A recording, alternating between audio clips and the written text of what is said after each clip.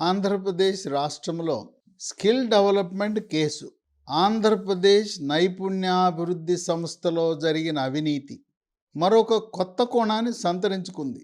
మరో కొత్త ట్విస్ట్ వచ్చింది. ప్రసాద్ అనే ఒక అడ్వకేటు, ఆయన మరొక న్యాయవాది యొక్క సహకారం తీసుకుని, ఆయన పేరు వజ్జా శ్రీనివాస్. ఈ ప్రసాద్ అడ్వకేట్ అయినా ఆయన తరపున న్యాయపరమైన అంశాలు వాదించడానికి వజ్జా శ్రీనివాస్ నియమించుకున్నాడు. ఆయన ఆంధ్రప్రదేశ్ సిఐడికి ఒక ఫిర్యాదు ఇచ్చాడు. ఏమని ఫిర్యాదు ఇచ్చాడంటే, ఈ ఆంధ్రప్రదేశ్ నైపుణ్యాభివృద్ధి సంస్థ సిమెన్స్ కంపెనీకి ఇచ్చిన ప్రాజెక్టులో ఒక కమిటీ ఉన్నది. అది అమలు కమిటీ, పర్యవేక్షణ కమిటీ అని ఉన్నాయి. ఈ అమలు కమిటీ, పర్యవేక్షణ కమిటీలో 12 మంది అఖిల భారత సర్వీసులకు చెందిన అధికారులు, ఐఏఎస్ అధికారులు ఉన్నారు. వాళ్లను కూడా ఏపీసీఐడి పరిధిలోకి తెచ్చి వాళ్ళను కూడా విచారణ జరపాలి. వాళ్ళని ఎందుకు జరపలేదు అని చెప్పి ఏపీసీఐడికి ఒక ఫిర్యాదు అందజేశాడు. ఆ ఫిర్యాదులో ఉన్న 12 మంది ఐఏఎస్ అధికారులు ఎవరంటే, ఒకటి అజయ్ కల్లాం. ఆయన ఆర్థిక శాఖను చూస్తూ రాష్ట్ర ప్రధాన కార్యదర్శిగా రిటైర్ అయ్యి, తదుపరి జగన్మోహన్ రెడ్డి ముఖ్యమంత్రి అయిన తర్వాత ఆయన క్యాబినెట్ హోదాలో ముఖ్యమంత్రి కార్యాలయంలో సలహాదారుడిగా చేరాడు. 2 అజయ్ జైన్, 3 రవిచంద్ర, 4 ఉదయలక్ష్మి, 5 ప్రేమ్ చంద్రారెడ్డి, 6 ఎస్ఎస్ రావత్, 7 ఆర్పి సిసోడియా, 8 అర్జా శ్రీకాంత్. ఈయన ఐఏఎస్ అధికారి కాదు, ఈయన ఐఆర్టీఎస్ అధికారి. ఈయన డెప్యుటేషన్పై ఏపీ స్కిల్ డెవలప్మెంట్ కార్పొరేషన్కు రావడం జరిగింది. 9 G Jayalakshmi, 10 Kritika Shukla, 11 KV Satyanarayana, 12 Samuel Anand Kumar. ఈ 12 మంది కూడా ఈ సిమెన్స్ అమలు పర్యవేక్షణ కమిటీలో ఉన్నప్పుడు వారిని కూడా తప్పకుండా సిఐడి విచారణ పరిధిలోకి తెండి అని ఆయన విజ్ఞప్తి చేశాడు సిఐడికి. సిఐడి వాళ్ళంతా ఈ ఫిర్యాదుని వాళ్ళు తీసుకోవడానికి అంత ఆసక్తి చూపల. అప్పుడు ఈ ప్రసాద్ అనే అడ్వకేటు మెయిల్లో పంపించాడు, రిజిస్టర్డ్ పోస్ట్ ఎక్నాలెడ్జ్మెంట్ డ్యూ ద్వారా పంపించాడు తన ఫిర్యాదుని. అంటే వాళ్ళు న్యాయ పోరాటం చేయడానికి సిద్ధమయ్యారు. ఇంకొక అంశాన్ని కూడా ఈ ప్రసాద్ అనే అడ్వకేట్ తన ఫిర్యాదులో లేవనెత్తాడు. దీంట్లో 140 మంది నిందితులు అధికారుల దగ్గర వాంగ్మూలాలు, సిఐడి అధికారుల ముందు వాంగ్మూలం 161 సెక్షన్ కింద తీసుకున్నారు. అట్లాగే 164 సెక్షన్ కింద న్యాయమూర్తి ముందు వాంగ్మూలం తీసుకున్నారు. మొత్తం 140 మంది సాక్షులు, 2000 పేజీల నివేదిక. దీంట్లో ఒక 2 ఐఏఎస్ అధికారుల యొక్క వాంగ్మూలాన్ని న్యాయమూర్తి ముందు 164 సెక్షన్ కింద నమోదు చేశారు. వాళ్ళెవరంటే, డాక్టర్ పివి రమేష్, ఆర్థిక శాఖ ప్రత్యేక ప్రధాన కార్యదర్శి. మరొక మహిళా సీనియర్ అధికారి, ఆర్థిక శాఖలో ముఖ్య కార్యదర్శిగా ఉన్న సునీత. వీళ్ళిద్దరి యొక్క వాంగ్మూలాన్ని న్యాయమూర్తి ముందు నమోదు చేసి, మరి వీళ్ళిద్దరు ఏంటంటే ఆర్థిక శాఖలో ఉండి ఆర్థిక శాఖ నుంచి నిధులు విడుదల చేసినట్టుగా వాళ్ళ దగ్గర నుంచి వాంగ్మూలం నమోదు చేశారు. మరి ఆర్థిక శాఖే కాకుండా అసలు అమలు పర్యవేక్షణ చేసిన 12 మంది ఐఏఎస్ అధికారులను ఎందుకు విచారణ జరపలేదు అని చెప్పి ప్రసాద్ అనే అడ్వకేట్ ప్రశ్నిస్తున్నాడు. అంతేకాకుండా ఆయన ఫిర్యాదులో ప్రస్తుత ఆంధ్రప్రదేశ్ నైపుణ్యాభివృద్ధి సంస్థ చైర్మన్ కొండూరు అజయ్ రెడ్డిని కూడా పరిధిలోకి, విచారణ పరిధిలోకి తేవాలి. ఈ అక్రమాలు జరిగిన నాడు ఉన్న చైర్మన్, మేనేజింగ్ డైరెక్టర్గా ఉన్న బంగారు రాజు, ఆయన్ను కూడా విచారణ పరిధిలోకి తేవాలని, అట్లాగే సిఈఓ ముఖ్య కార్యనిర్వహణాధికారి, సిఎఫ్ఓ ముఖ్య ఆర్థిక నిర్వహణాధికారి, ఈడీ ఎగ్జిక్యూటివ్ డైరెక్టర్లు, వీళ్ళను కూడా విచారణ పరిధిలోకి తేవాలి. వాళ్ళ యొక్క వాంగ్మూలాన్ని కూడా నమోదు చేయాలి. అంతేకాదు కింద నుంచి పై వరకు ఎవరైతే ఆఫీసు సిబ్బంది, ఈ సీమెన్స్ ప్రాజెక్టు అమలు పర్యవేక్షణలో బాధ్యులున్నారో వాళ్ళ నుంచి కూడా వాంగ్మూలం నమోదు చేయాలని చెప్పి ప్రసాద్ ఆయన తన ఫిర్యాదులో తెలియపరచడం జరిగింది. ఇక ఇది అందుకున్న తర్వాత ఏపీసీఐడి స్పందించకపోతే వీళ్ళు ప్రజా ప్రయోజనాల వ్యాజ్యాన్ని ఆంధ్రప్రదేశ్ హైకోర్టులో ప్రసాద్ తరపున వజ్జా శ్రీనివాస్ హైకోర్టు దృష్టికి తెచ్చి ప్రస్తుతం ఉన్న చంద్రబాబు నాయుడు కేసులో ఇంప్లీడ్ అవుదామనే ఆలోచనలో ఉన్నట్టుగా సమాచారం వస్తుంది. ఏదేమైనా ఇది ఒక కీలకమైన మలుపు. గతంలో శ్రీలక్ష్మి అనే అధికారి వైఎస్ రాజశేఖర రెడ్డి ప్రభుత్వంలో ఆనాడు జీవోలు జారీ చేసినందుకు ఆమెను జైల్లో పెట్టారు. ఆమెను చాలా ఇబ్బంది పెట్టారు. కనుక ఈ కేవలం రాజకీయ నాయకులే కాదు, అసలు అధికారుల సహకారం లేకుండా ఏది జరగదు. కనుక అధికారులను వదిలేసి చంద్రబాబు నాయుడిని ఇంకా వాళ్ళను వీళ్ళను పెట్టుకోవటం ఏంటి అని చెప్పి ప్రసాద్ తన యొక్క వాదనలను ఫిర్యాదులో వినిపించడం జరిగింది. ఇదిలా ఉంటే చంద్రబాబు నాయుడు ఇక కేసులు ఒక్కొక్కటి కలుస్తున్నాయి. ఇప్పటివరకు ఆయన మీద 6 కేసులు ఉన్నాయి. కొత్తగా 7వ కేసు పెట్టేశారు. 6 కేసులు ఏంటి? మొదటిది నైపుణ్యాభివృద్ధి సంస్థ skill development, 2 inner ring road, 3 fibre net, 4 Chittoor జిల్లా ప్రస్తుతం అన్నమయ్య జిల్లాలో ఉండే అంగళ్ళు ఆ ప్రాంతంలో దాడి, 5 అమరావతి అసైన్డ్ భూముల వ్యవహారం. ఇక 6వది కొత్తగా తెర మీదకి తెచ్చి చంద్రబాబు నాయుడు ముఖ్యమంత్రిగా ఉన్నప్పుడు, కొల్లు రవీంద్ర ఎక్సైజ్ శాఖ మంత్రిగా ఉన్నప్పుడు అప్పుడు జరిగిన అవకతవకల వల్ల, అక్రమాల వల్ల రాష్ట్ర ప్రభుత్వ ఖజానాకు 1300 కోట్ల నష్టం జరిగిందని ఇప్పుడు ఏపీ సిఐడి వాళ్ళు ఏసీబీ కోర్టు న్యాయమూర్తి ముందు ఆ ఫైలును పెట్టడం జరిగింది. ఇది అనుమతించాలి, వాదోపవాదాలు దీనిపై జరగాలి, దీనిపై చంద్రబాబు నాయుడిని అరెస్ట్ చేయాలని సిఐడి కోరుతా ఉంది. ఈ మద్యం అక్రమాల కేసులో ఒక ఉన్నతాధికారి నరేష్ మొదటి ముద్దాయిగా, 2వ ముద్దాయిగా మాజీ మంత్రి కొల్లు రవీంద్ర, 3వ ముద్దాయిగా చంద్రబాబు నాయుడు పెట్టడం జరిగింది. ఇది ఏసీబీ కోర్టు న్యాయమూర్తి, మహిళా న్యాయమూర్తి, సరే మీరు అన్ని ఆధారాలు పెట్టారు కదా, నేను దీనిపై వాదోపవాదాలకు అనుమతిస్తున్నానని ఆమె యొక్క తన అంగీకారాన్ని తెలియజేసింది. త్వరలో దీనిపై వాదనలు ప్రారంభమవుతాయి.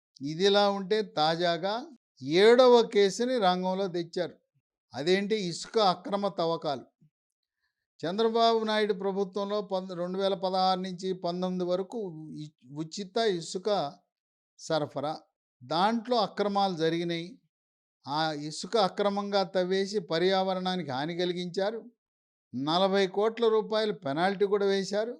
పెద్ద ఎత్తున ఈ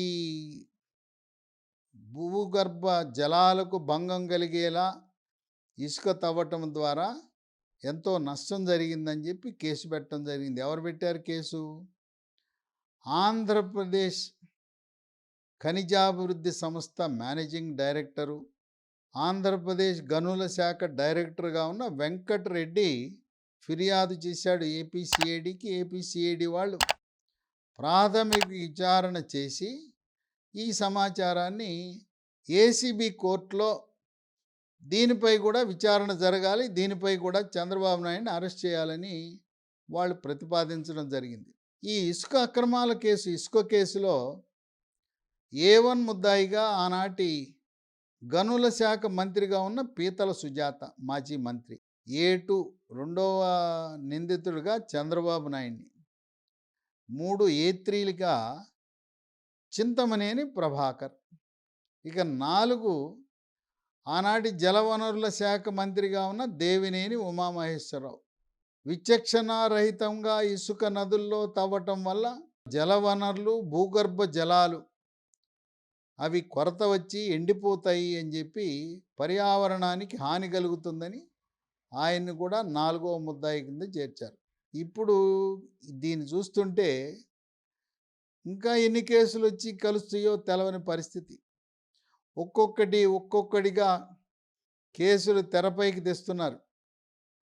ఏ విధంగా జగన్మోహన్ రెడ్డిని ఆ సిబిఐ 13 కేసులు, ఈడీ కేసులు అన్నీ కలిపి ఒకదాని వెంట ఒకటి, ఒకదాని వెంట ఒకటి, ఒక కేసులో బెయిల్ వచ్చినా రెండో కేసులో అరెస్టు. ఆ విధంగా జగన్మోహన్ రెడ్డి 16 నెలల పాటు విజయసాయిరెడ్డితో కలిపి జైలు జీవితాన్ని గడిపాడు.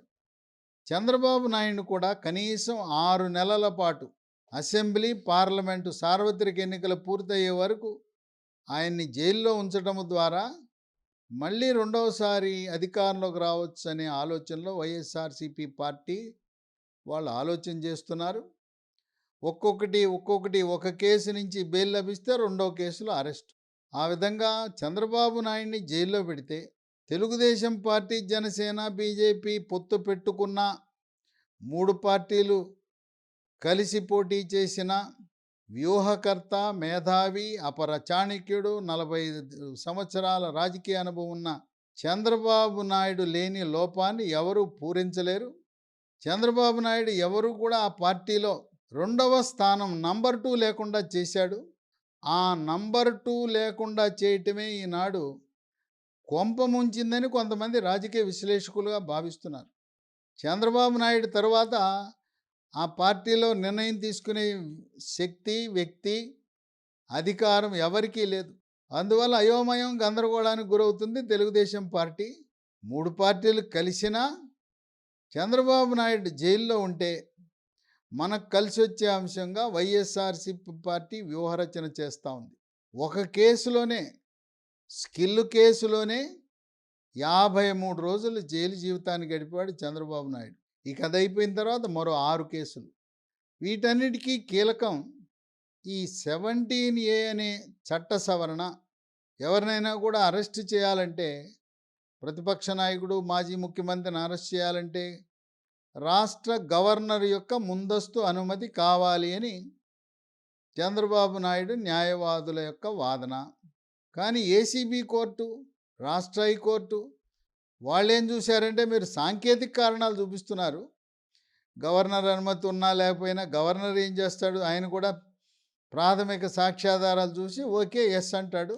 దాన్ని చూపించడం కాదు, అవినీతి నిరోధక శాఖ ఏసీబీ, సిఐడి వాళ్ళు 2000 పేజీల డాక్యుమెంటు, దాంట్లో 140 మంది సాక్షులు, న్యాయమూర్తి ముందు వాంగ్మూల నమోదు, ఇవన్నీ చూసిన తర్వాత ఆయన రిమాండ్కు పంపారు. ఆంధ్రప్రదేశ్ హైకోర్టు జోక్యం చేసుకోవడానికి బెయిలు, మధ్యంతర బెయిల్ కూడా నిరాకరించింది. నవంబర్ 8, 9న సుప్రీంకోర్టులో ఆ రోజు తీర్పు వెలువడే అవకాశం ఉంది. ఒకవేళ గవర్నర్ అనుమతి, ముందస్తు అనుమతి కావాలన్నా గవర్నర్ తప్పకుండా ఇస్తాడు.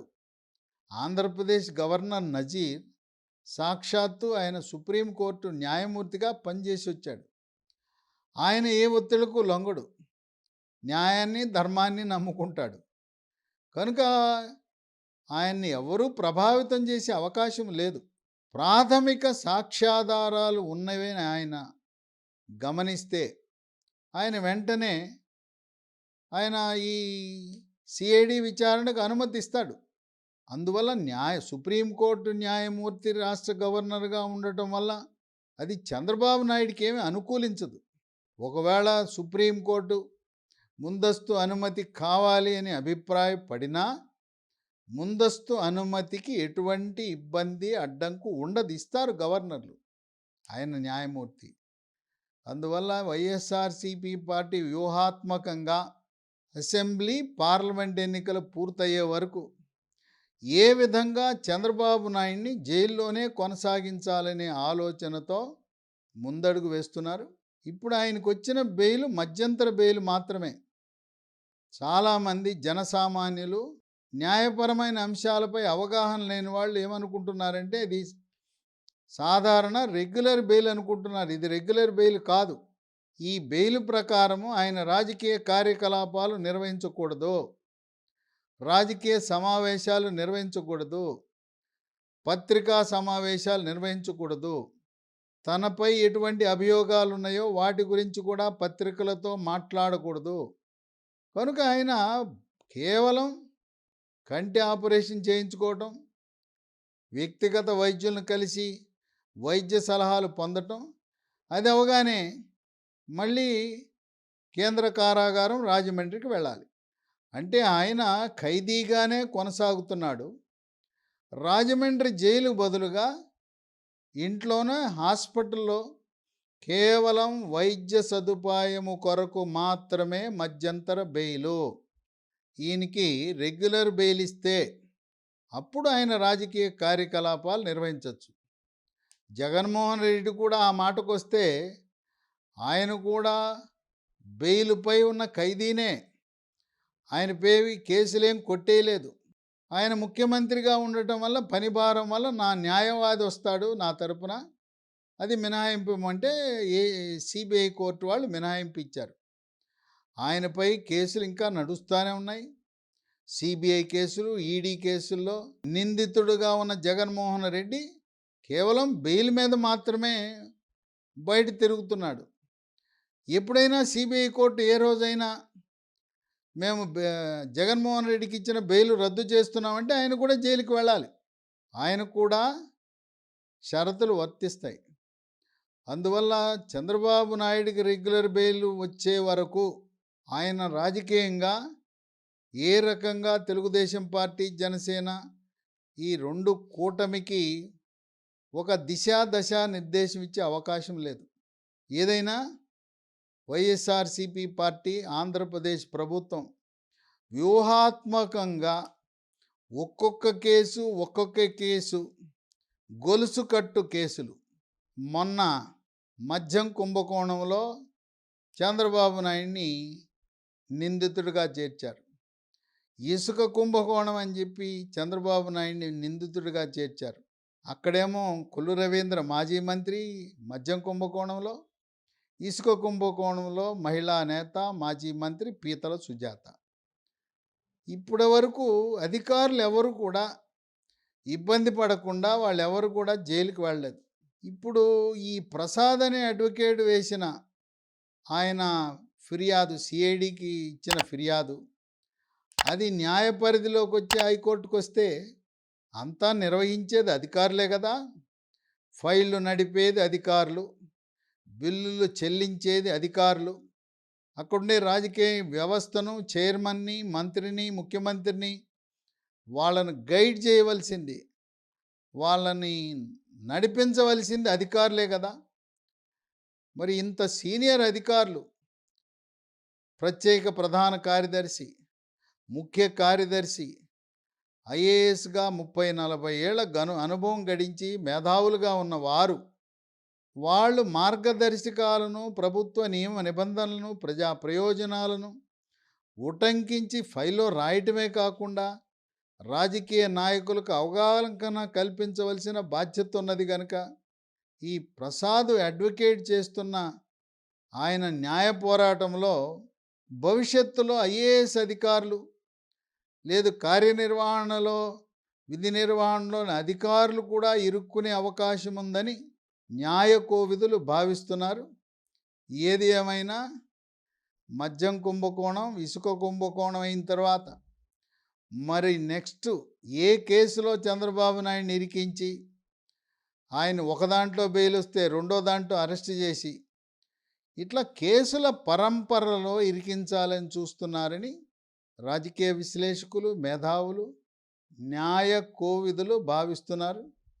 ఏదేమైనా నవంబర్ 8, 9 2 రోజుల్లో సుప్రీంకోర్టు ఇవ్వబోయే తీర్పు చాలా కీలకంగాను, క్రియాశీలకంగాను, మార్గదర్శకంగాను చంద్రబాబు నాయుడు యొక్క భవిష్యత్తు, తెలుగుదేశం పార్టీ భవిష్యత్తు సుప్రీంకోర్టు తీర్పుపై ఆధారపడి ఉంటుందని విశ్లేషకులు భావిస్తున్నారు.